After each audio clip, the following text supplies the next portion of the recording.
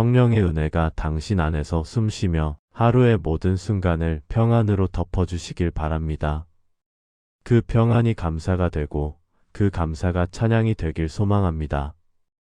여러분 구독 버튼을 누르시면 매일 아침 하나님의 말씀이 여러분을 부드럽게 깨워드립니다. 좋아요를 누르시면 오늘 하루가 감사와 평안으로 채워질 것입니다. 댓글로 아멘을 남기시면 여러분의 기도가 이 채널을 통해 함께 올려집니다. 이 말씀이 필요한 누군가에게 공유해 주신다면 그 또한 큰 은혜가 될 것입니다. 감사합니다. 잠깐 눈을 감고 상상해 보세요. 내일 아침 일어났는데 그 무거운 불안이 사라졌다면 어떨까요? 가슴을 짓누르던 걱정이 눈 녹듯 녹아내린다면? 평안이 물처럼 마음에 가득 차오른다면?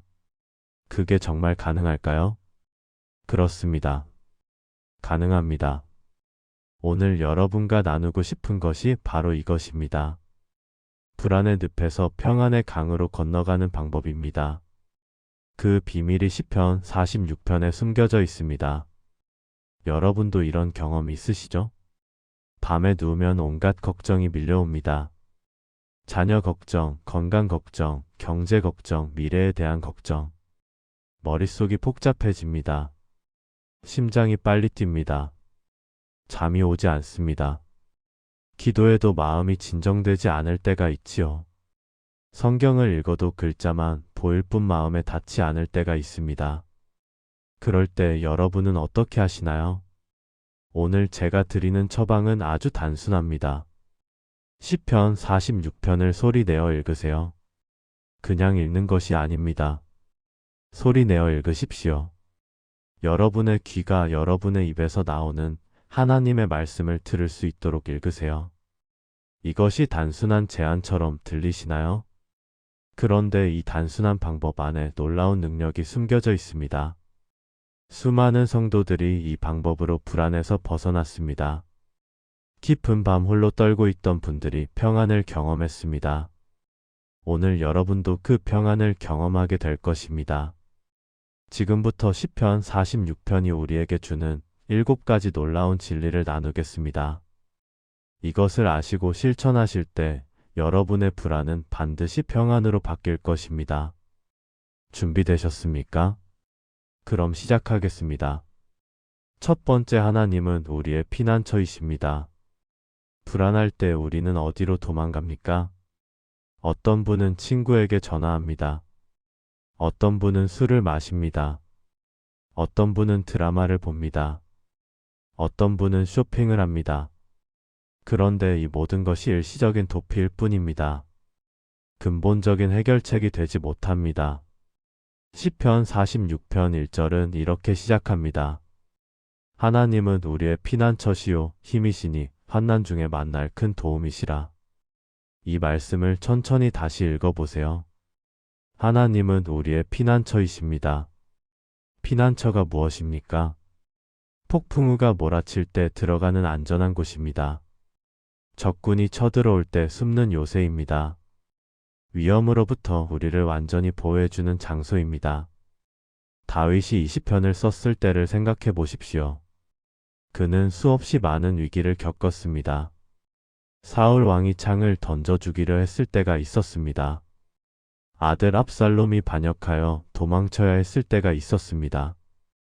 블레셋 군대가 쳐들어와 전쟁을 벌였을 때가 있었습니다. 그런 순간마다 다윗은 어디로 갔습니까? 하나님께로 피했습니다. 하나님을 그의 피난처로 삼았습니다. 그래서 이렇게 고백할 수 있었던 것입니다. 여러분도 지금 어떤 폭풍우를 만나고 계신가요? 건강에 빨간불이 켜졌습니까? 자녀 문제로 밤잠을 이루지 못하고 계십니까? 경제적으로 막막한 상황에 처해 있습니까? 관계가 깨져서 마음이 아프십니까? 바로 그 순간 하나님께로 피하십시오. 그분이 우리의 피난처이십니다. 그분만이 우리를 완전하게 지켜주실 수 있습니다. 제가 목회하면서 만난 한 집사님이 있습니다. 50대 후반의 여집사님이셨습니다. 어느 날 남편이 갑자기 쓰러졌습니다. 뇌출혈이었습니다.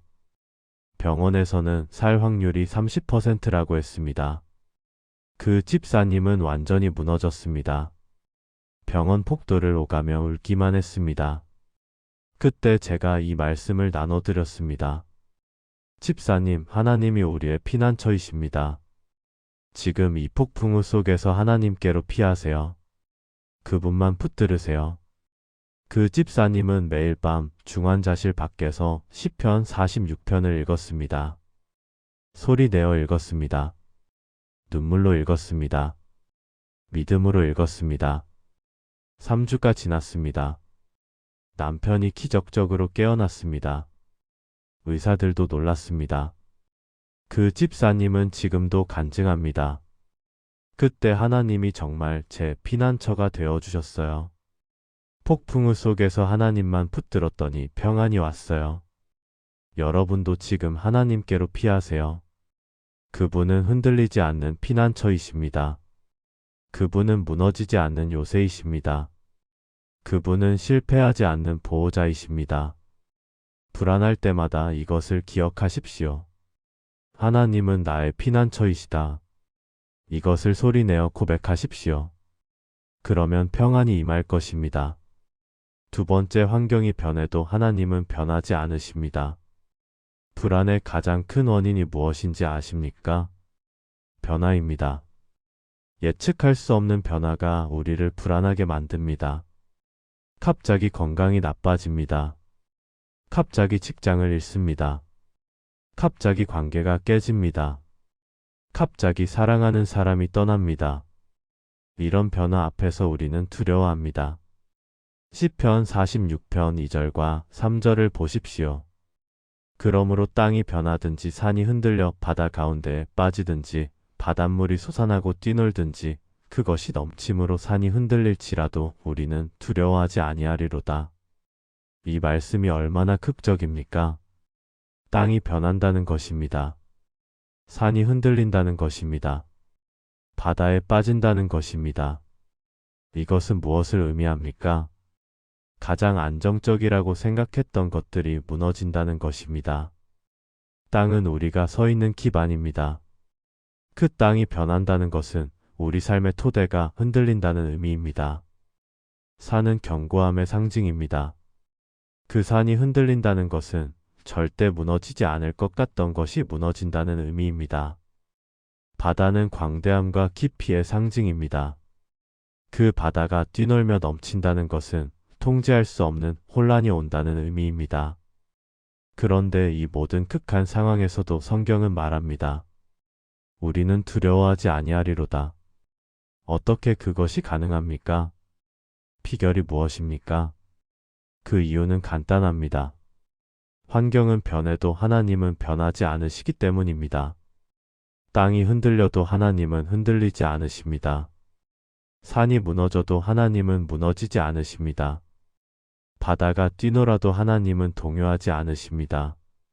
히브리서 13장 8절이 무엇이라고 아십니까? 예수 그리스도는 어제나 오늘이나 영원토록 동일하시니라. 변하지 않으시는 하나님입니다. 여러분의 상황이 어떻게 변하든지 하나님은 그대로이십니다. 건강이 나빠져도 하나님은 그대로이십니다. 경제가 어려워져도 하나님은 그대로이십니다. 관계가 깨져도 하나님은 그대로이십니다. 이것을 아는 것이 평안의 비결입니다. 제가 아는 한 권사님의 이야기를 들려드리겠습니다. 60대 초반의 권사님이셨습니다. 평생 건강하게 살아오셨습니다. 그런데 어느 날 갑자기 암 선고를 받으셨습니다. 3기였습니다. 그 순간 권사님의 세계가 무너졌습니다. 목사님, 제 인생이 통째로 바뀌었어요. 어제까지만 해도 건강했는데 오늘은 암 환자가 되었어요. 모든 것이 흔들리고 있어요. 그때 우리가 함께 시편 46편을 읽었습니다.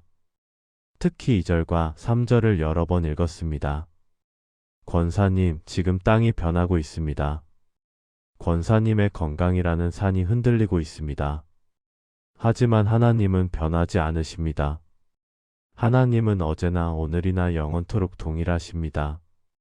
권사님은 그 말씀을 붙들었습니다. 매일 아침 일어나면 시편 46편을 소리내어 읽으셨습니다. 항암 치료를 받으면서도 이 말씀을 고백하셨습니다. 힘들 때마다 이 말씀을 반복하셨습니다. 2년이 지났습니다. 완치 판정을 받으셨습니다. 그 권사님이 간증하실 때 하신 말씀이 있습니다. 제 몸은 변했지만 하나님은 변하지 않으셨어요. 그 불변하시는 하나님을 붙들었더니 평안이 왔어요. 그 평안 속에서 치료를 받았고 회복되었어요. 여러분도 지금 큰 변화를 겪고 계십니까? 예상치 못한 일이 닥쳤습니까? 안정적이던 것들이 흔들리고 있습니까? 그렇다면 이것을 기억하십시오. 환경은 변해도 하나님은 변하지 않으십니다. 이것을 매일 소리내어 고백하십시오. 땅이 변해도 하나님은 변하지 않으신다. 산이 흔들려도 하나님은 흔들리지 않으신다. 나의 상황이 어떻게 변하든지 하나님은 그대로이시다. 이 고백이 여러분의 입에서 나올 때 평안이 임할 것입니다. 세 번째, 하나님이 함께 하시면 흔들리지 않습니다. 불안한 사람의 특징이 무엇입니까? 끊임없이 흔들립니다. 이리저리 왔다 갔다 합니다. 마음이 정해지지 않습니다. 결정을 내리지 못합니다. 그런데 시편 46편 5절은 놀라운 말씀을 합니다. 하나님이 그 성 중에 계심에 성이 흔들리지 아니할 것이라. 새벽에 하나님이 도우시리로다. 하나님이 그 성 중에 계시면 어떻게 됩니까? 흔들리지 않습니다. 이것이 핵심입니다. 성은 무엇을 상징합니까? 우리의 삶입니다. 우리의 마음입니다. 우리의 가정입니다. 우리의 사업입니다. 이 모든 것이 성입니다. 그런데 이 성 안에 하나님이 계시면 어떻게 됩니까? 흔들리지 않습니다. 외부에 어떤 공격이 와도 무너지지 않습니다. 내부에 어떤 문제가 생겨도 견뎌냅니다. 왜 그렇습니까? 하나님이 함께 하시기 때문입니다. 그런데 여기서 중요한 질문이 있습니다. 하나님이 정말 내 삶 가운데 계십니까? 하나님이 정말 내 마음 안에 계십니까? 이것을 어떻게 알 수 있습니까? 간단합니다. 하나님의 말씀이 내 안에 거하고 있는가를 보면 됩니다. 요한복음 15장 7절에서 예수님이 말씀하셨습니다. 너희가 내 안에 거하고 내 말이 너희 안에 거하면 무엇이든지 원하는 대로 구하라. 그리하면 이루리라. 하나님의 말씀이 우리 안에 거할 때 하나님이 우리 안에 거하시는 것입니다. 그래서 시편 46편을 소리내어 읽는 것이 중요합니다. 그 말씀이 우리 귀로 들어갑니다. 우리 마음에 새겨집니다. 우리 영혼에 뿌리를 내립니다. 그러면 하나님이 우리 안에 거하시게 됩니다. 그때 우리는 흔들리지 않습니다. 저는 이것을 직접 경험했습니다. 몇 년 전 교회가 큰 어려움을 겪었습니다. 분쟁이 있었습니다. 성도들이 나가기 시작했습니다. 헌금이 줄어들었습니다. 직원들 월급도 주기 어려웠습니다. 저는 매일 밤 잠을 이루지 못했습니다. 불안과 두려움이 밀려왔습니다. 이 교회가 문을 닫는 것 아닐까? 내가 목회를 제대로 하고 있는 것일까? 온갖 부정적인 생각들이 쏟아졌습니다. 그때 한 선배 목사님이 조언해 주셨습니다. 매일 아침 시편 46편을 소리내어 읽으세요. 그 말씀을 당신의 입으로 선포하세요. 그러면 하나님이 당신과 교회 가운데 임재하실 것입니다. 저는 그 조언을 따랐습니다. 매일 새벽 기도 시간에 시편 46편을 읽었습니다. 크게 읽었습니다. 믿음으로 선포했습니다.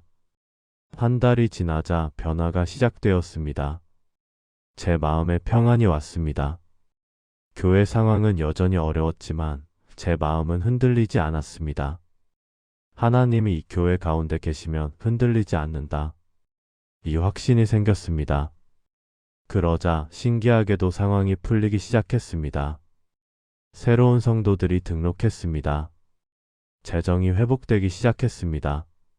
분쟁이 해결되었습니다. 지금 돌아보면 그때 하나님이 정말 우리 교회 가운데 계셨습니다. 그래서 교회가 흔들리지 않았습니다. 여러분의 삶도 마찬가지입니다. 지금 흔들리고 있습니까? 불안정하고 두렵습니까? 그렇다면 하나님을 여러분 안에 모셔드리십시오. 어떻게 모셔드립니까? 하나님의 말씀을 여러분 안에 거하게 하십시오. 시편 46편을 매일 소리내어 읽으십시오. 그 말씀이 여러분 안에 뿌리 내릴 때 하나님이 여러분 안에 거하십니다. 그러면 여러분은 흔들리지 않을 것입니다. 외부에 어떤 폭풍이 와도 견딜 것입니다. 내부에 어떤 혼란이 와도 넘어지지 않을 것입니다. 이것이 하나님의 약속입니다. 현대인의 가장 큰 문제가 무엇인지 아십니까? 너무 바쁘다는 것입니다. 쉼없이 움직입니다. 멈추지 못합니다. 가만히 있지 못합니다. 그래서 불안합니다. 시편 46편 10절은 이렇게 말합니다. 이르시기를 너희는 가만히 있어 내가 하나님 됨을 알지어다. 내가 문나라 중에서 높임을 받으리라. 내가 세계 중에서 높임을 받으리라 하시도다. 가만히 있으라. 이것이 하나님의 명령입니다. 원어를 보면 더 강력합니다. 라파라는 히브리어인데 손을 놓으라, 포기하라, 그만하라는 의미입니다. 우리가 애쓰는 것을 멈추라는 것입니다. 우리가 통제하려는 것을 내려놓으라는 것입니다. 왜 그래야 합니까? 하나님이 하나님 되심을 알기 위해서입니다. 우리가 계속 움직이면 하나님이 일하실 공간이 없습니다. 우리가 계속 통제하려 하면 하나님의 능력을 경험할 수 없습니다. 가만히 있을 때 하나님이 일하십니다. 손을 놓을 때 하나님이 개입하십니다.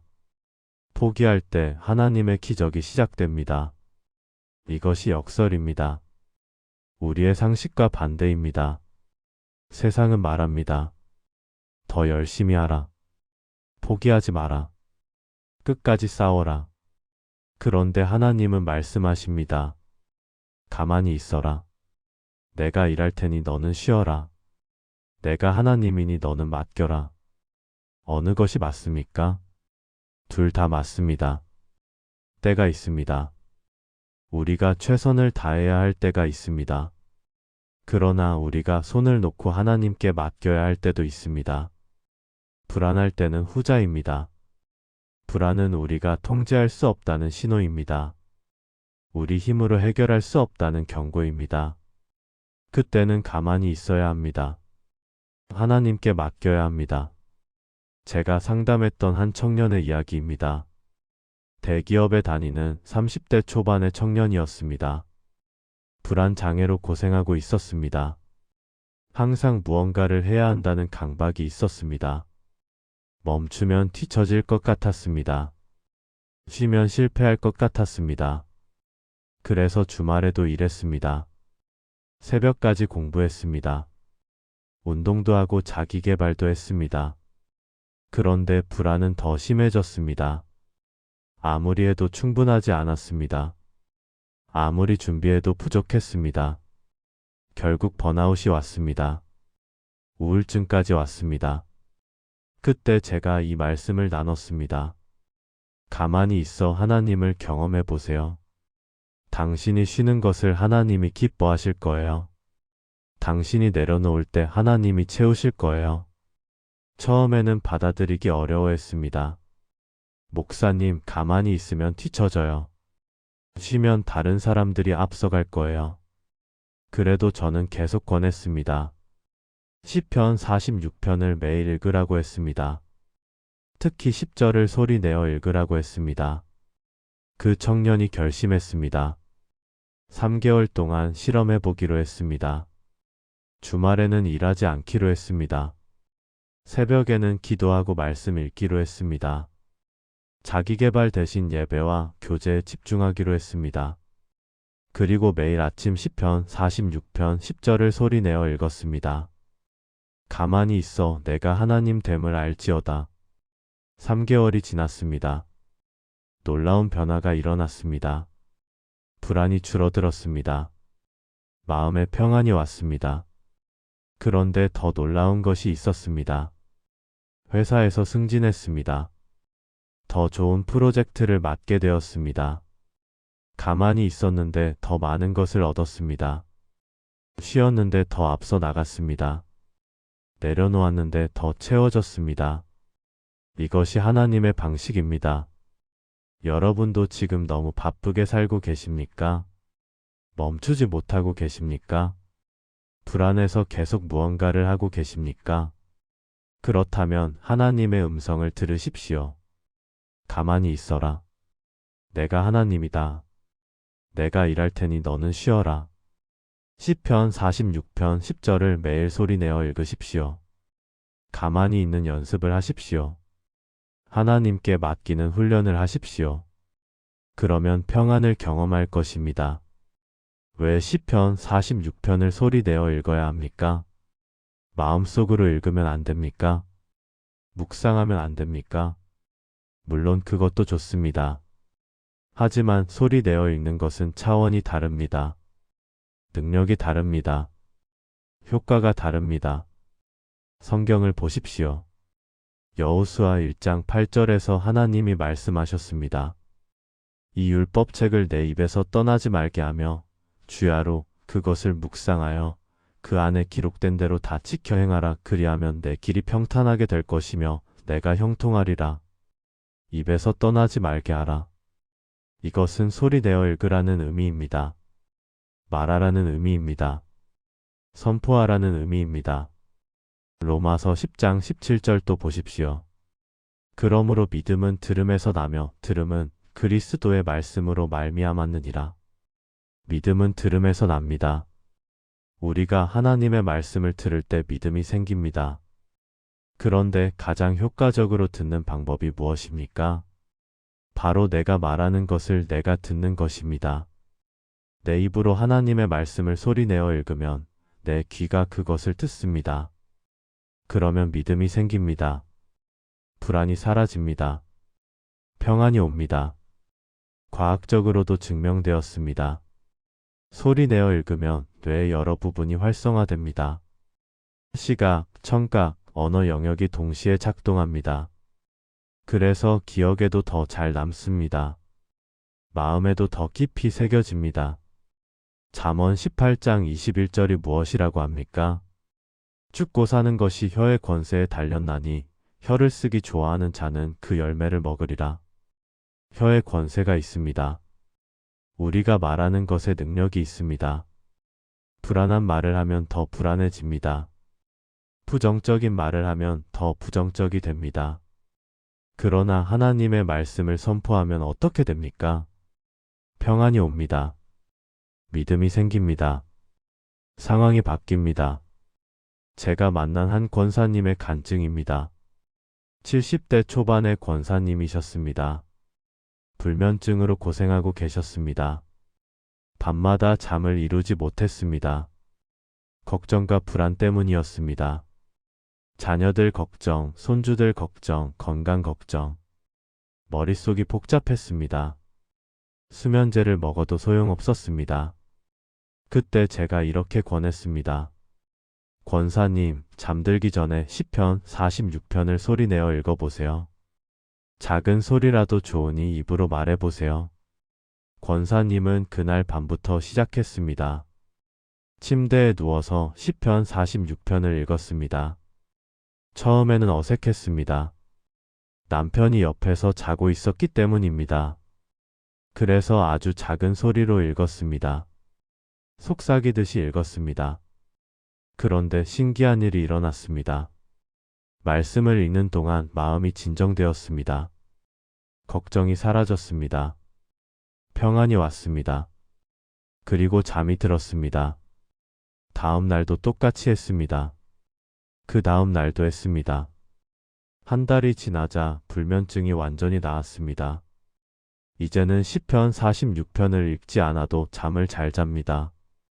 그러나 권사님은 여전히 매일 밤 읽습니다. 습관이 되었기 때문입니다. 그리고 그것이 너무 좋기 때문입니다. 목사님, 소리내어 읽으니 정말 다르더라고요.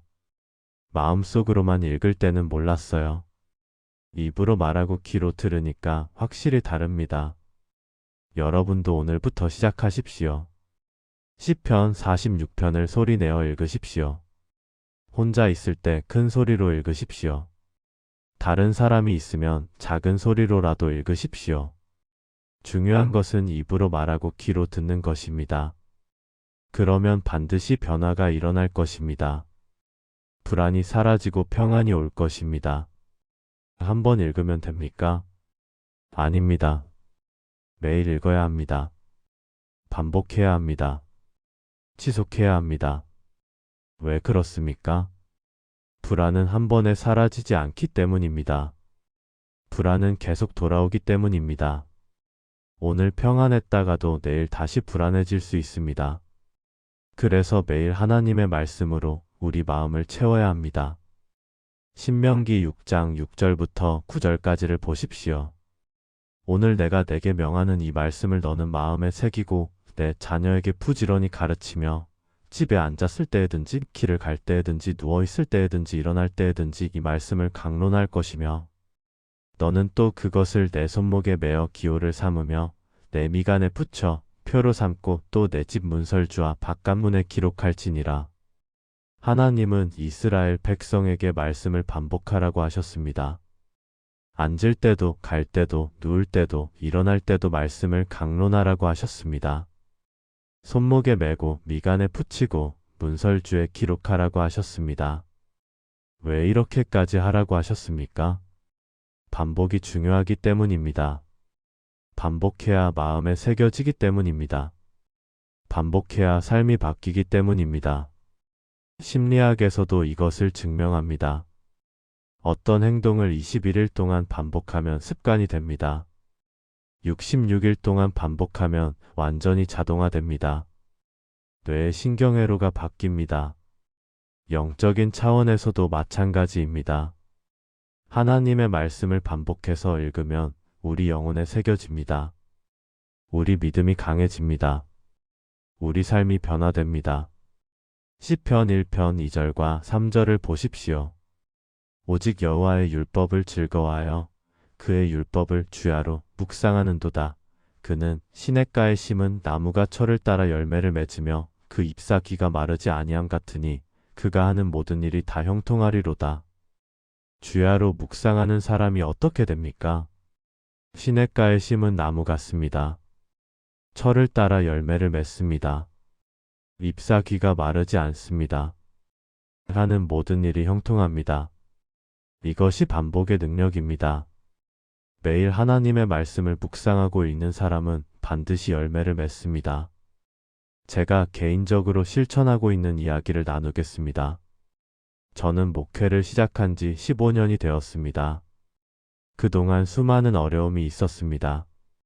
불안하고 두려운 순간들이 많았습니다. 그런데 저를 지켜준 것이 있습니다. 바로 매일 말씀을 읽는 습관입니다. 특히 시편 46편은 제게 특별한 의미가 있습니다. 목회 초기에 큰 시련이 있었을 때 이 말씀이 저를 붙들어 주었습니다. 그 이후로 저는 매일 아침 이 말씀을 읽습니다. 때로는 소리 내어 읽고 때로는 묵상합니다. 15년 동안 거의 빠짐없이 읽었습니다. 그랬더니 어떤 일이 일어났습니까? 이 말씀이 제 안에 완전히 새겨졌습니다. 불안한 순간이 올 때마다 자동으로 이 말씀이 떠오릅니다. 하나님은 우리의 피난처시요. 땅이 변하든지 산이 흔들려도 두려워하지 아니하리로다. 가만히 있어 내가 하나님 됨을 알지어다. 이 말씀들이 제 마음을 지켜줍니다. 불안을 몰아냅니다. 평안을 가져옵니다. 이것이 반복의 기적입니다. 여러분도 오늘부터 시작하십시오. 시편 46편을 매일 읽는 습관을 만드십시오. 처음에는 어렵고 번거로울 수 있습니다. 그러나 21일만 계속하십시오. 그러면 습관이 됩니다. 66일 동안 계속하십시오. 그러면 완전히 자동화됩니다. 그때 여러분은 놀라운 변화를 경험할 것입니다. 불안이 사라지고 평안이 올 것입니다. 믿음이 강해지고 삶이 변할 것입니다. 이것이 하나님의 약속입니다. 마지막으로 가장 중요한 진리를 말씀드리겠습니다. 평안은 우리가 만드는 것이 아닙니다. 평안은 우리가 얻는 것이 아닙니다. 평안은 하나님이 주시는 선물입니다. 요한복음 14장 27절에서 예수님이 말씀하셨습니다. 평안을 너희에게 끼치노니 곧 나의 평안을 너희에게 주노라.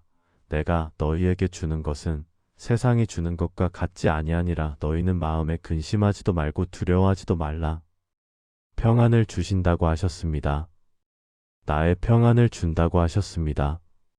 이것이 핵심입니다. 평안은 우리의 노력으로 얻는 것이 아닙니다. 우리의 능력으로 만드는 것이 아닙니다. 하나님이 주시는 선물입니다. 예수님이 주시는 선물입니다.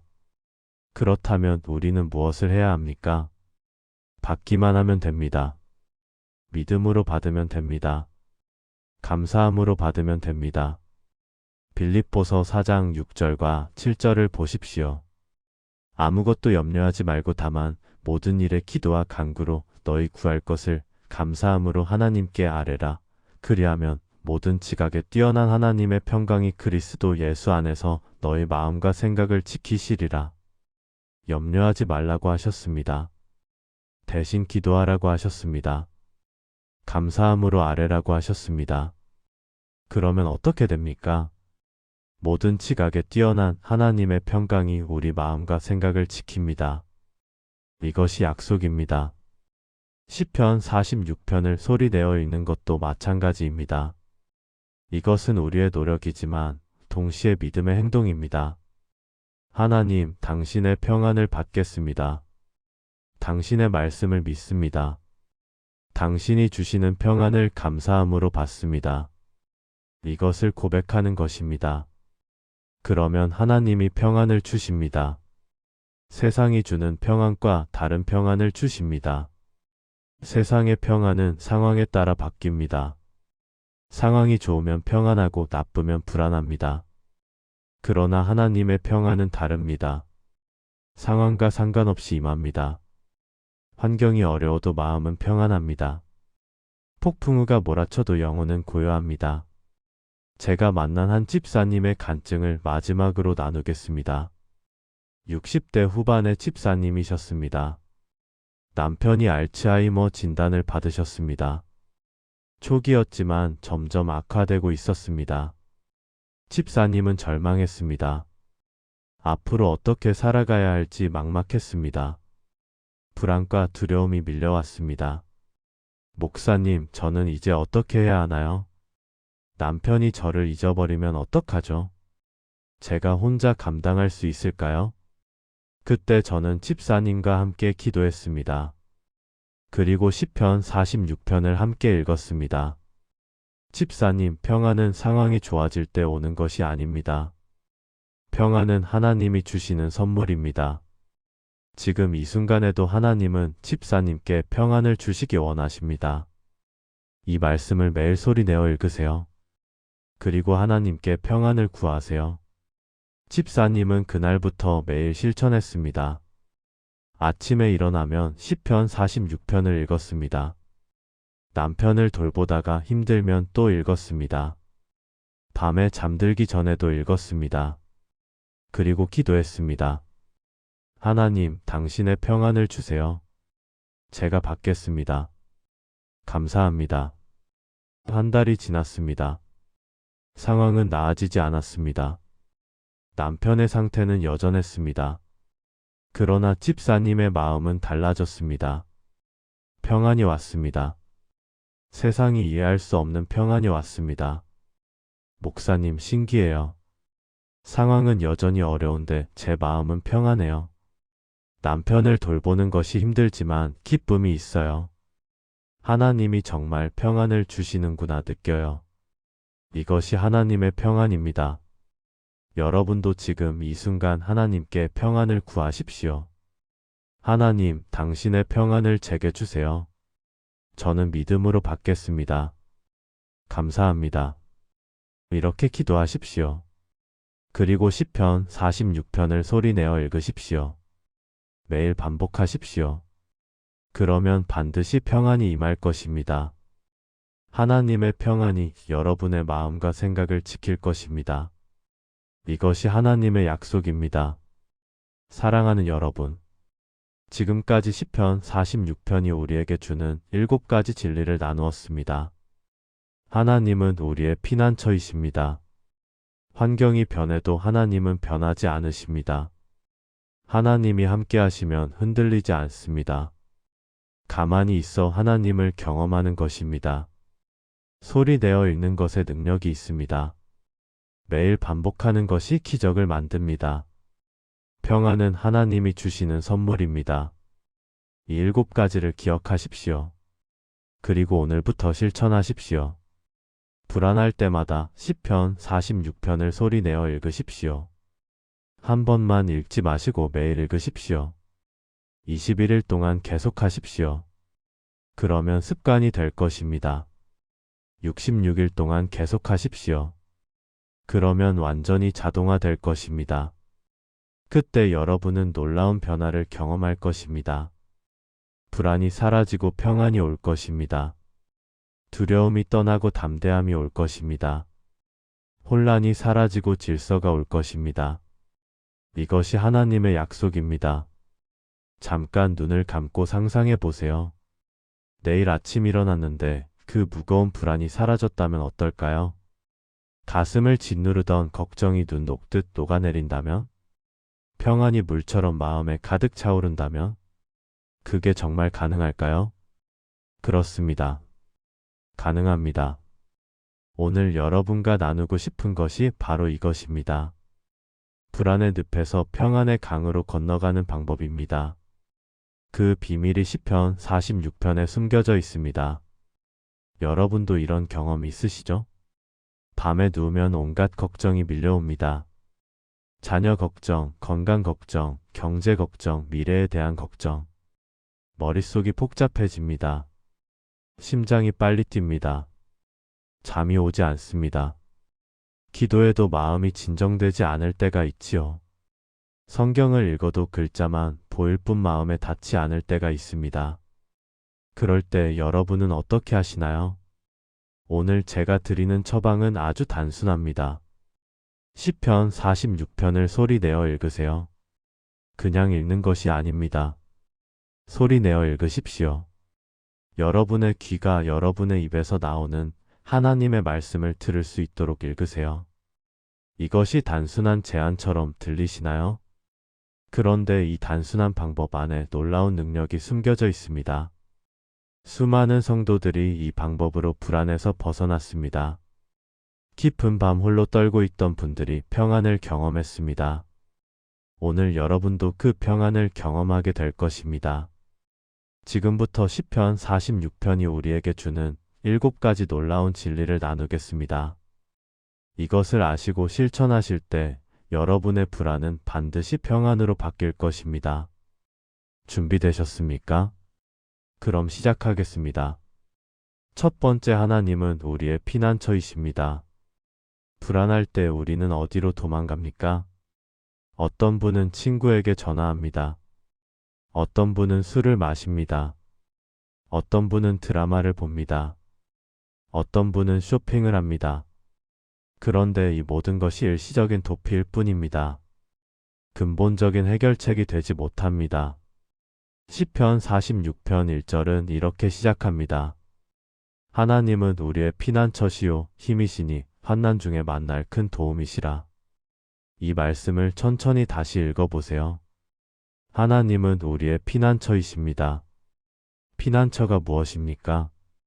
폭풍우가 몰아칠 때 들어가는 안전한 곳입니다. 적군이 쳐들어올 때 숨는 요새입니다. 위험으로부터 우리를 완전히 보호해주는 장소입니다. 다윗이 20편을 썼을 때를 생각해 보십시오.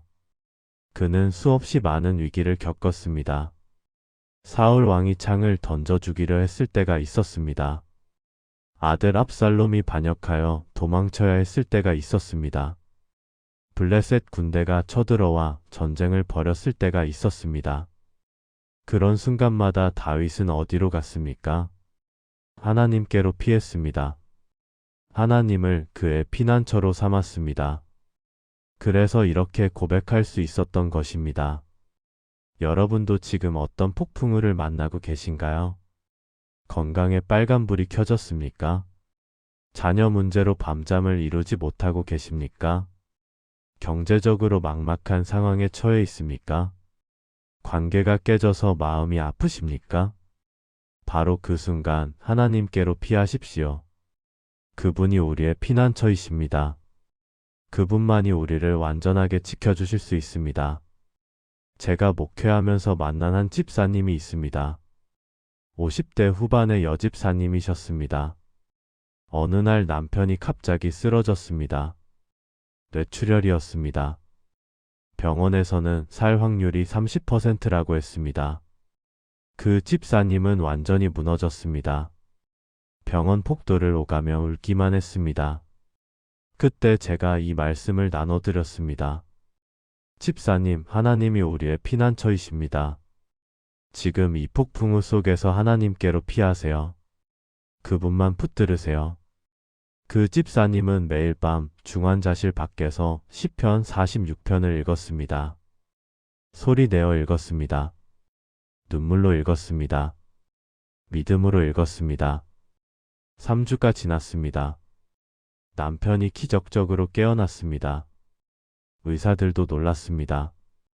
그 집사님은 지금도 간증합니다. 그때 하나님이 정말 제 피난처가 되어주셨어요. 폭풍우 속에서 하나님만 붙들었더니 평안이 왔어요. 여러분도 지금 하나님께로 피하세요. 그분은 흔들리지 않는 피난처이십니다. 그분은 무너지지 않는 요새이십니다. 그분은 실패하지 않는 보호자이십니다. 불안할 때마다 이것을 기억하십시오. 하나님은 나의 피난처이시다. 이것을 소리내어 고백하십시오. 그러면 평안이 임할 것입니다. 두 번째, 환경이 변해도 하나님은 변하지 않으십니다. 불안의 가장 큰 원인이 무엇인지 아십니까? 변화입니다. 예측할 수 없는 변화가 우리를 불안하게 만듭니다. 갑자기 건강이 나빠집니다. 갑자기 직장을 잃습니다. 갑자기 관계가 깨집니다. 갑자기 사랑하는 사람이 떠납니다. 이런 변화 앞에서 우리는 두려워합니다. 시편 46편 2절과 3절을 보십시오. 그러므로 땅이 변하든지 산이 흔들려 바다 가운데에 빠지든지 바닷물이 솟아나고 뛰놀든지 그것이 넘침으로 산이 흔들릴지라도 우리는 두려워하지 아니하리로다. 이 말씀이 얼마나 극적입니까? 땅이 변한다는 것입니다. 산이 흔들린다는 것입니다. 바다에 빠진다는 것입니다. 이것은 무엇을 의미합니까? 가장 안정적이라고 생각했던 것들이 무너진다는 것입니다. 땅은 우리가 서 있는 기반입니다. 그 땅이 변한다는 것은 우리 삶의 토대가 흔들린다는 의미입니다. 산은 견고함의 상징입니다. 그 산이 흔들린다는 것은 절대 무너지지 않을 것 같던 것이 무너진다는 의미입니다. 바다는 광대함과 깊이의 상징입니다. 그 바다가 뛰놀며 넘친다는 것은 통제할 수 없는 혼란이 온다는 의미입니다. 그런데 이 모든 극한 상황에서도 성경은 말합니다. 우리는 두려워하지 아니하리로다. 어떻게 그것이 가능합니까? 비결이 무엇입니까? 그 이유는 간단합니다. 환경은 변해도 하나님은 변하지 않으시기 때문입니다. 땅이 흔들려도 하나님은 흔들리지 않으십니다. 산이 무너져도 하나님은 무너지지 않으십니다. 바다가 뛰놀아도 하나님은 동요하지 않으십니다. 히브리서 13장 8절이 무엇이라고 하십니까? 예수 그리스도는 어제나 오늘이나 영원토록 동일하시니라. 변하지 않으시는 하나님입니다. 여러분의 상황이 어떻게 변하든지 하나님은 그대로이십니다. 건강이 나빠져도 하나님은 그대로이십니다. 경제가 어려워져도 하나님은 그대로이십니다. 관계가 깨져도 하나님은 그대로이십니다. 이것을 아는 것이 평안의 비결입니다. 제가 아는 한 권사님의 이야기를 들려드리겠습니다. 60대 초반의 권사님이셨습니다. 평생 건강하게 살아오셨습니다. 그런데 어느 날 갑자기 암 선고를 받으셨습니다. 3기였습니다. 그 순간 권사님의 세계가 무너졌습니다. 목사님, 제 인생이 통째로 바뀌었어요. 어제까지만 해도 건강했는데 오늘은 암 환자가 되었어요. 모든 것이 흔들리고 있어요. 그때 우리가 함께 시편 46편을 읽었습니다. 특히 2절과 3절을 여러 번 읽었습니다. 권사님, 지금 땅이 변하고 있습니다. 권사님의 건강이라는 산이 흔들리고 있습니다. 하지만 하나님은 변하지 않으십니다. 하나님은 어제나 오늘이나 영원토록 동일하십니다. 권사님은 그 말씀을 붙들었습니다. 매일 아침 일어나면 시편 46편을 소리내어 읽으셨습니다. 항암 치료를 받으면서도 이 말씀을 고백하셨습니다. 힘들 때마다 이 말씀을 반복하셨습니다. 2년이 지났습니다. 완치 판정을 받으셨습니다. 그 권사님이 간증하실 때 하신 말씀이 있습니다. 제 몸은 변했지만 하나님은 변하지 않으셨어요. 그 불변하시는 하나님을 붙들었더니 평안이 왔어요. 그 평안 속에서 치료를 받았고 회복되었어요. 여러분도 지금 큰 변화를 겪고 계십니까? 예상치 못한 일이 닥쳤습니까? 안정적이던 것들이 흔들리고 있습니까? 그렇다면 이것을 기억하십시오. 환경은 변해도 하나님은 변하지 않으십니다. 이것을 매일 소리내어 고백하십시오. 땅이 변해도 하나님은 변하지 않으신다. 산이 흔들려도 하나님은 흔들리지 않으신다. 나의 상황이 어떻게 변하든지 하나님은 그대로이시다. 이 고백이 여러분의 입에서 나올 때 평안이 임할 것입니다. 세 번째, 하나님이 함께 하시면 흔들리지 않습니다. 불안한 사람의 특징이 무엇입니까? 끊임없이 흔들립니다. 이리저리 왔다 갔다 합니다. 마음이 정해지지 않습니다. 결정을 내리지 못합니다. 그런데 시편 46편 5절은 놀라운 말씀을 합니다. 하나님이 그 성 중에 계심에 성이 흔들리지 아니할 것이라. 새벽에 하나님이 도우시리로다. 하나님이 그 성 중에 계시면 어떻게 됩니까? 흔들리지 않습니다. 이것이 핵심입니다. 성은 무엇을 상징합니까? 우리의 삶입니다. 우리의 마음입니다. 우리의 가정입니다. 우리의 사업입니다. 이 모든 것이 성입니다. 그런데 이 성 안에 하나님이 계시면 어떻게 됩니까? 흔들리지 않습니다. 외부에 어떤 공격이 와도 무너지지 않습니다. 내부에 어떤 문제가 생겨도 견뎌냅니다. 왜 그렇습니까? 하나님이 함께 하시기 때문입니다. 그런데 여기서 중요한 질문이 있습니다. 하나님이 정말 내 삶 가운데 계십니까? 하나님이 정말 내 마음 안에 계십니까? 이것을 어떻게 알 수 있습니까? 간단합니다. 하나님의 말씀이 내 안에 거하고 있는가를 보면 됩니다. 요한복음 15장 7절에서 예수님이 말씀하셨습니다. 너희가 내 안에 거하고 내 말이 너희 안에 거하면 무엇이든지 원하는 대로 구하라, 그리하면 이루리라. 하나님의 말씀이 우리 안에 거할 때 하나님이 우리 안에 거하시는 것입니다. 그래서 시편 46편을 소리내어 읽는 것이 중요합니다. 그 말씀이 우리 귀로 들어갑니다. 우리 마음에 새겨집니다.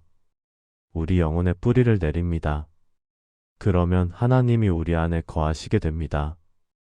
그때 우리는 흔들리지 않습니다. 저는 이것을 직접 경험했습니다. 몇 년 전 교회가 큰 어려움을 겪었습니다. 분쟁이 있었습니다. 성도들이 나가기 시작했습니다. 헌금이 줄어들었습니다. 직원들 월급도 주기 어려웠습니다. 저는 매일 밤 잠을 이루지 못했습니다. 불안과 두려움이 밀려왔습니다. 이 교회가 문을 닫는 것 아닐까? 내가 목회를 제대로 하고 있는 것일까? 온갖 부정적인 생각들이 쏟아졌습니다. 그때 한 선배 목사님이 조언해 주셨습니다. 매일 아침 시편 46편을 소리내어 읽으세요. 그 말씀을 당신의 입으로 선포하세요. 그러면 하나님이 당신과 교회 가운데 임재하실 것입니다. 저는 그 조언을 따랐습니다. 매일 새벽 기도 시간에 시편 46편을 읽었습니다. 크게 읽었습니다. 믿음으로 선포했습니다. 한 달이 지나자 변화가 시작되었습니다. 제 마음에 평안이 왔습니다. 교회 상황은 여전히 어려웠지만 제 마음은 흔들리지 않았습니다. 하나님이 이 교회 가운데 계시면 흔들리지 않는다. 이 확신이 생겼습니다. 그러자 신기하게도 상황이 풀리기 시작했습니다. 새로운 성도들이 등록했습니다. 재정이 회복되기 시작했습니다. 분쟁이 해결되었습니다. 지금 돌아보면 그때 하나님이 정말 우리 교회 가운데 계셨습니다. 그래서 교회가 흔들리지 않았습니다. 여러분의 삶도 마찬가지입니다. 지금 흔들리고 있습니까? 불안정하고 두렵습니까? 그렇다면 하나님을 여러분 안에 모셔드리십시오. 어떻게 모셔드립니까? 하나님의 말씀을 여러분 안에 거하게 하십시오. 시편 46편을 매일 소리내어 읽으십시오. 그 말씀이 여러분 안에 뿌리 내릴 때 하나님이 여러분 안에 거하십니다. 그러면 여러분은 흔들리지 않을 것입니다. 외부에 어떤 폭풍이 와도 견딜 것입니다. 내부에 어떤 혼란이 와도 넘어지지 않을 것입니다. 이것이 하나님의 약속입니다. 현대인의 가장 큰 문제가 무엇인지 아십니까? 너무 바쁘다는 것입니다. 쉼없이 움직입니다. 멈추지 못합니다. 가만히 있지 못합니다. 그래서 불안합니다. 시편 46편 10절은 이렇게 말합니다. 이르시기를 너희는 가만히 있어 내가 하나님 됨을 알지어다. 내가 문나라 중에서 높임을 받으리라. 내가 세계 중에서 높임을 받으리라 하시도다. 가만히 있으라. 이것이 하나님의 명령입니다. 원어를 보면 더 강력합니다. 라파라는 히브리어인데 손을 놓으라, 포기하라, 그만하라는 의미입니다. 우리가 애쓰는 것을 멈추라는 것입니다. 우리가 통제하려는 것을 내려놓으라는 것입니다. 왜 그래야 합니까? 하나님이 하나님 되심을 알기 위해서입니다. 우리가 계속 움직이면 하나님이 일하실 공간이 없습니다. 우리가 계속 통제하려 하면 하나님의 능력을 경험할 수 없습니다. 가만히 있을 때 하나님이 일하십니다. 손을 놓을 때 하나님이 개입하십니다. 포기할 때 하나님의 기적이 시작됩니다. 이것이 역설입니다. 우리의 상식과 반대입니다. 세상은 말합니다. 더 열심히 하라. 포기하지 마라. 끝까지 싸워라. 그런데 하나님은 말씀하십니다. 가만히 있어라. 내가 일할 테니 너는 쉬어라. 내가 하나님이니 너는 맡겨라. 어느 것이 맞습니까? 둘 다 맞습니다. 때가 있습니다. 우리가 최선을 다해야 할 때가 있습니다. 그러나 우리가 손을 놓고 하나님께 맡겨야 할 때도 있습니다. 불안할 때는 후자입니다. 불안은 우리가 통제할 수 없다는 신호입니다. 우리 힘으로 해결할 수 없다는 경고입니다. 그때는 가만히 있어야 합니다. 하나님께 맡겨야 합니다. 제가 상담했던 한 청년의 이야기입니다. 대기업에 다니는 30대 초반의 청년이었습니다. 불안 장애로 고생하고 있었습니다. 항상 무언가를 해야 한다는 강박이 있었습니다. 멈추면 뒤처질 것 같았습니다. 쉬면 실패할 것 같았습니다. 그래서 주말에도 일했습니다. 새벽까지 공부했습니다. 운동도 하고 자기 개발도 했습니다. 그런데 불안은 더 심해졌습니다. 아무리 해도 충분하지 않았습니다. 아무리 준비해도 부족했습니다. 결국 번아웃이 왔습니다. 우울증까지 왔습니다. 그때 제가 이 말씀을 나눴습니다. 가만히 있어 하나님을 경험해 보세요. 당신이 쉬는 것을 하나님이 기뻐하실 거예요. 당신이 내려놓을 때 하나님이 채우실 거예요. 처음에는 받아들이기 어려워했습니다. 목사님, 가만히 있으면 뒤처져요. 쉬면 다른 사람들이 앞서갈 거예요. 그래도 저는 계속 권했습니다. 시편 46편을 매일 읽으라고 했습니다. 특히 10절을 소리내어 읽으라고 했습니다. 그 청년이 결심했습니다. 3개월 동안 실험해 보기로 했습니다. 주말에는 일하지 않기로 했습니다. 새벽에는 기도하고 말씀 읽기로 했습니다. 자기계발 대신 예배와 교제에 집중하기로 했습니다. 그리고 매일 아침 시편 46편 10절을 소리내어 읽었습니다. 가만히 있어 내가 하나님 됨을 알지어다. 3개월이 지났습니다. 놀라운 변화가 일어났습니다. 불안이 줄어들었습니다. 마음에 평안이 왔습니다. 그런데 더 놀라운 것이 있었습니다. 회사에서 승진했습니다. 더 좋은 프로젝트를 맡게 되었습니다. 가만히 있었는데 더 많은 것을 얻었습니다. 쉬었는데 더 앞서 나갔습니다. 내려놓았는데 더 채워졌습니다. 이것이 하나님의 방식입니다. 여러분도 지금 너무 바쁘게 살고 계십니까? 멈추지 못하고 계십니까? 불안해서 계속 무언가를 하고 계십니까? 그렇다면 하나님의 음성을 들으십시오. 가만히 있어라. 내가 하나님이다. 내가 일할 테니 너는 쉬어라. 시편 46편 10절을 매일 소리내어 읽으십시오. 가만히 있는 연습을 하십시오. 하나님께 맡기는 훈련을 하십시오.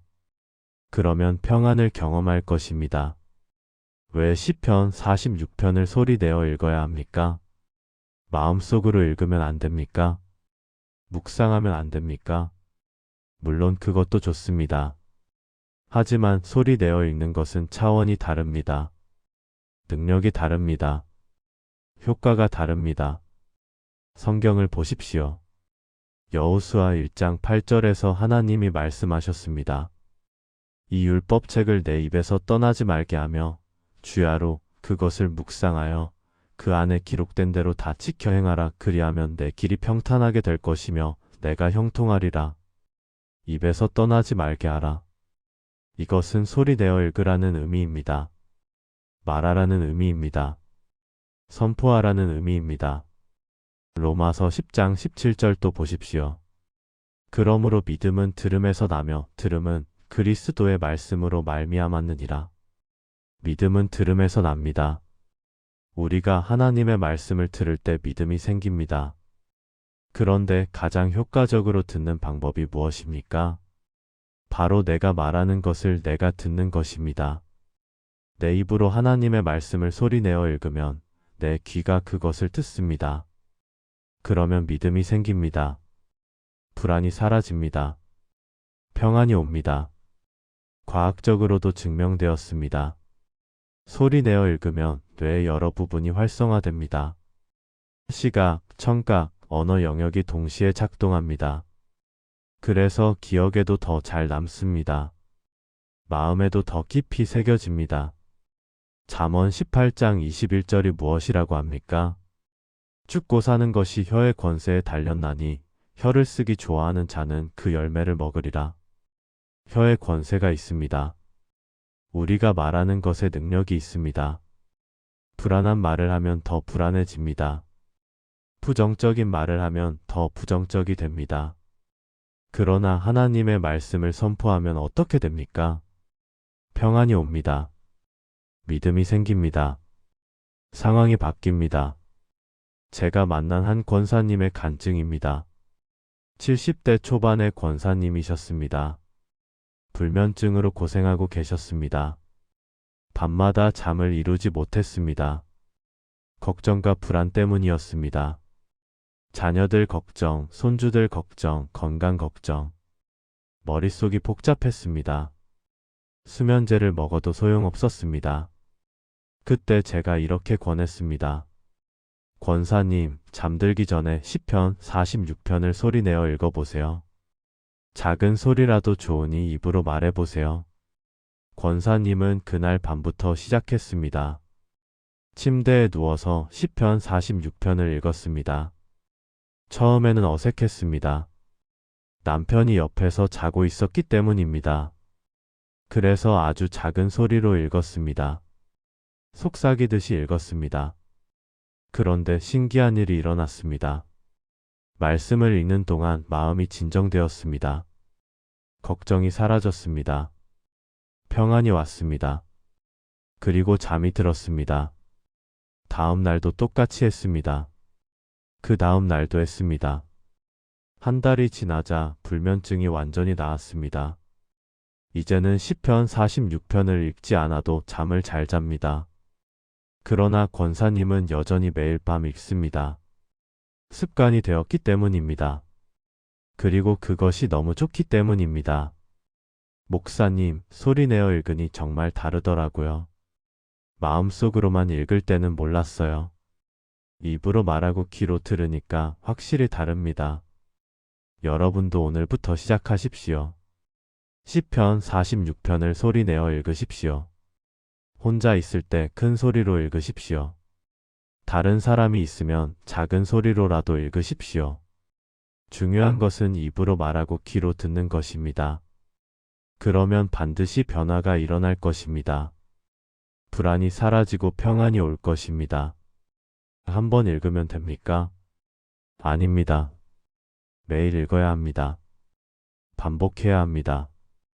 지속해야 합니다. 왜 그렇습니까? 불안은 한 번에 사라지지 않기 때문입니다. 불안은 계속 돌아오기 때문입니다. 오늘 평안했다가도 내일 다시 불안해질 수 있습니다. 그래서 매일 하나님의 말씀으로 우리 마음을 채워야 합니다. 신명기 6장 6절부터 9절까지를 보십시오. 오늘 내가 내게 명하는 이 말씀을 너는 마음에 새기고 내 자녀에게 부지런히 가르치며 집에 앉았을 때에든지 길을 갈 때에든지 누워있을 때에든지 일어날 때에든지 이 말씀을 강론할 것이며 너는 또 그것을 내 손목에 매어 기호를 삼으며 내 미간에 붙여 표로 삼고 또 내 집 문설주와 바깥문에 기록할지니라. 하나님은 이스라엘 백성에게 말씀을 반복하라고 하셨습니다. 앉을 때도 갈 때도 누울 때도 일어날 때도 말씀을 강론하라고 하셨습니다.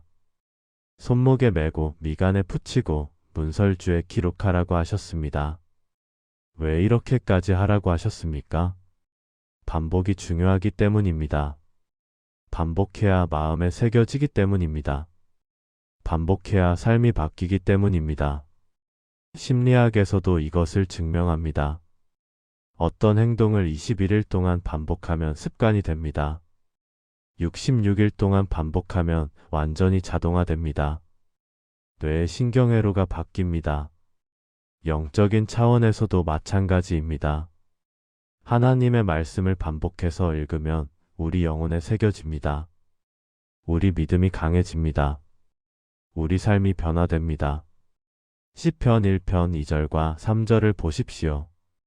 오직 여호와의 율법을 즐거워하여 그의 율법을 주야로 묵상하는도다. 그는 시냇가에 심은 나무가 철을 따라 열매를 맺으며 그 잎사귀가 마르지 아니함 같으니 그가 하는 모든 일이 다 형통하리로다.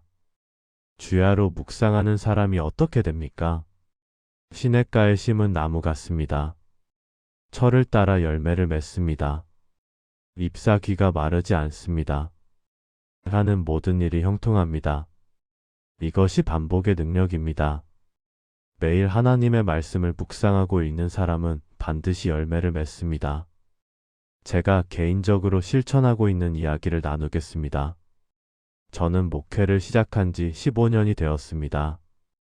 그동안 수많은 어려움이 있었습니다. 불안하고 두려운 순간들이 많았습니다. 그런데 저를 지켜준 것이 있습니다. 바로 매일 말씀을 읽는 습관입니다. 특히 시편 46편은 제게 특별한 의미가 있습니다. 목회 초기에 큰 시련이 있었을 때 이 말씀이 저를 붙들어 주었습니다. 그 이후로 저는 매일 아침 이 말씀을 읽습니다. 때로는 소리 내어 읽고 때로는 묵상합니다. 15년 동안 거의 빠짐없이 읽었습니다. 그랬더니 어떤 일이 일어났습니까? 이 말씀이 제 안에 완전히 새겨졌습니다. 불안한 순간이 올 때마다 자동으로 이 말씀이 떠오릅니다. 하나님은 우리의 피난처시요. 땅이 변하든지 산이 흔들려도 두려워하지 아니하리로다. 가만히 있어 내가 하나님 됨을 알지어다. 이 말씀들이 제 마음을 지켜줍니다. 불안을 몰아냅니다. 평안을 가져옵니다. 이것이 반복의 기적입니다. 여러분도 오늘부터 시작하십시오. 시편 46편을 매일 읽는 습관을 만드십시오. 처음에는 어렵고 번거로울 수 있습니다.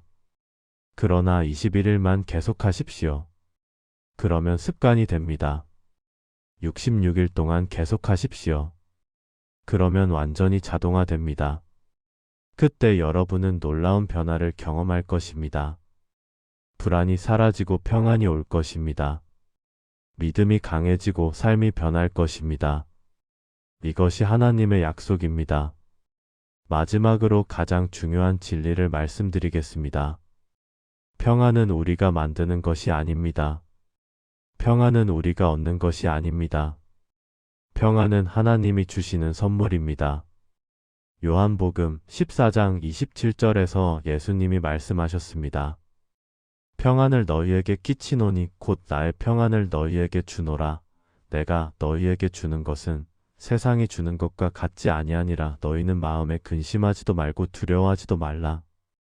평안을 주신다고 하셨습니다. 나의 평안을 준다고 하셨습니다. 이것이 핵심입니다. 평안은 우리의 노력으로 얻는 것이 아닙니다. 우리의 능력으로 만드는 것이 아닙니다. 하나님이 주시는 선물입니다. 예수님이 주시는 선물입니다. 그렇다면 우리는 무엇을 해야 합니까? 받기만 하면 됩니다. 믿음으로 받으면 됩니다. 감사함으로 받으면 됩니다. 빌립보서 4장 6절과 7절을 보십시오. 아무것도 염려하지 말고 다만 모든 일에 기도와 간구로 너희 구할 것을 감사함으로 하나님께 아뢰라. 그리하면 모든 지각에 뛰어난 하나님의 평강이 그리스도 예수 안에서 너희 마음과 생각을 지키시리라. 염려하지 말라고 하셨습니다. 대신 기도하라고 하셨습니다. 감사함으로 아뢰라고 하셨습니다. 그러면 어떻게 됩니까? 모든 지각에 뛰어난 하나님의 평강이 우리 마음과 생각을 지킵니다. 이것이 약속입니다. 시편 46편을 소리내어 읽는 것도 마찬가지입니다. 이것은 우리의 노력이지만 동시에 믿음의 행동입니다. 하나님, 당신의 평안을 받겠습니다. 당신의 말씀을 믿습니다. 당신이 주시는 평안을 감사함으로 받습니다. 이것을 고백하는 것입니다. 그러면 하나님이 평안을 주십니다. 세상이 주는 평안과 다른 평안을 주십니다. 세상의 평안은 상황에 따라 바뀝니다. 상황이 좋으면 평안하고 나쁘면 불안합니다. 그러나 하나님의 평안은 다릅니다. 상황과 상관없이 임합니다. 환경이 어려워도 마음은 평안합니다. 폭풍우가 몰아쳐도 영혼은 고요합니다. 제가 만난 한 집사님의 간증을 마지막으로 나누겠습니다. 60대 후반의 집사님이셨습니다. 남편이 알츠하이머 진단을 받으셨습니다. 초기였지만 점점 악화되고 있었습니다. 집사님은 절망했습니다. 앞으로 어떻게 살아가야 할지 막막했습니다. 불안과 두려움이 밀려왔습니다. 목사님, 저는 이제 어떻게 해야 하나요? 남편이 저를 잊어버리면 어떡하죠? 제가 혼자 감당할 수 있을까요? 그때 저는 집사님과 함께 기도했습니다. 그리고 시편 46편을 함께 읽었습니다. 집사님, 평안은 상황이 좋아질 때 오는 것이 아닙니다. 평안은 하나님이 주시는 선물입니다. 지금 이 순간에도 하나님은 집사님께 평안을 주시기 원하십니다. 이 말씀을 매일 소리내어 읽으세요. 그리고 하나님께 평안을 구하세요. 집사님은 그날부터 매일 실천했습니다. 아침에 일어나면 시편 46편을 읽었습니다. 남편을 돌보다가 힘들면 또 읽었습니다. 밤에 잠들기 전에도 읽었습니다. 그리고 기도했습니다. 하나님, 당신의 평안을 주세요. 제가 받겠습니다. 감사합니다. 한 달이 지났습니다. 상황은 나아지지 않았습니다. 남편의 상태는 여전했습니다. 그러나 집사님의 마음은 달라졌습니다. 평안이 왔습니다. 세상이 이해할 수 없는 평안이 왔습니다. 목사님, 신기해요. 상황은 여전히 어려운데 제 마음은 평안해요.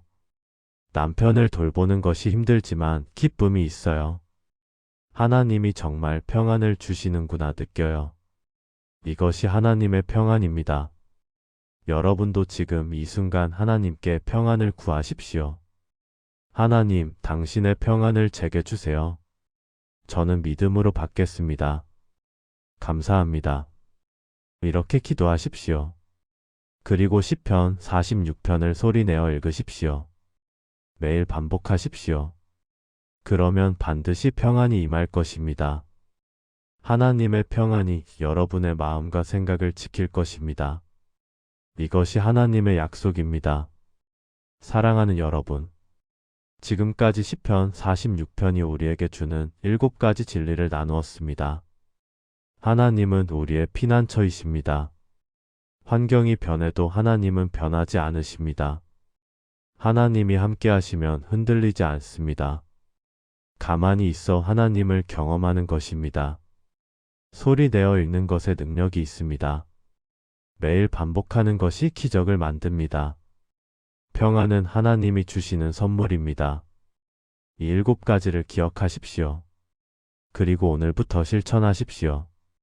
불안할 때마다 시편 46편을 소리내어 읽으십시오. 한 번만 읽지 마시고 매일 읽으십시오. 21일 동안 계속하십시오. 그러면 습관이 될 것입니다. 66일 동안 계속하십시오. 그러면 완전히 자동화될 것입니다. 그때 여러분은 놀라운 변화를 경험할 것입니다. 불안이 사라지고 평안이 올 것입니다. 두려움이 떠나고 담대함이 올 것입니다.